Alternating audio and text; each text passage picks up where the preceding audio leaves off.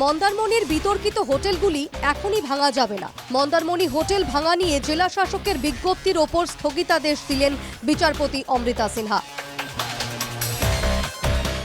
শুক্রবার মামলার শুনানিতে বিচারপতি অমৃতা সিনহার প্রশ্ন, হোটেলের নির্মাণগুলো কি উপযুক্ত অনুমোদন নিয়ে করা হয়েছিল? আইনজীবী কল্যাণ বন্দ্যোপাধ্যায় সওয়াল করেন, মোট 148টি হোটেল নির্দিষ্ট কর্তৃপক্ষের অনুমোদন নিয়েই তৈরি হয়েছিল। ছিল সেটার মধ্যে প্রথম কথা হচ্ছে এই যে জয়েন্ট কমিটিকে ডিসাইড করতে বলেছিল ট্রাইব্যুনাল তার বিচার করার অধিকারটা কোনো কমিটিকে ডেলিগেট করতে পারে না। কোর্ট কি ডেলিগেট করে দিতে পারে যে না তুমি শুনে নাও? হতে পারে কি? হতে পারে না। যে কাজ যার কাছে আছে তাকেই ডিসাইড করতে হবে।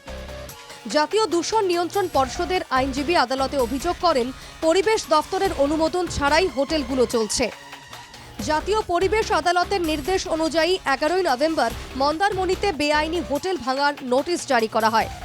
শুক্রবার শুনানিতে রাজ্যের আইনজীবী জানান, কলকাতা হাইকোর্টে মামলার নিষ্পত্তি না হওয়া পর্যন্ত রাজ্য মন্দারমণির হোটেল ভাঙা নিয়ে কোনো ব্যবস্থা গ্রহণ করবে না। সওয়াল জবাব শেষে মন্দারমণির বেআইনি হোটেল ভাঙার নির্দেশের ওপর স্থগিতাদেশ দেন বিচারপতি সিনহা। 10ই ডিসেম্বর মামলার পরবর্তী শুনানি। সুদীপ্ত চট্টোপাধ্যায়ের রিপোর্ট, NK টিভি বাংলা।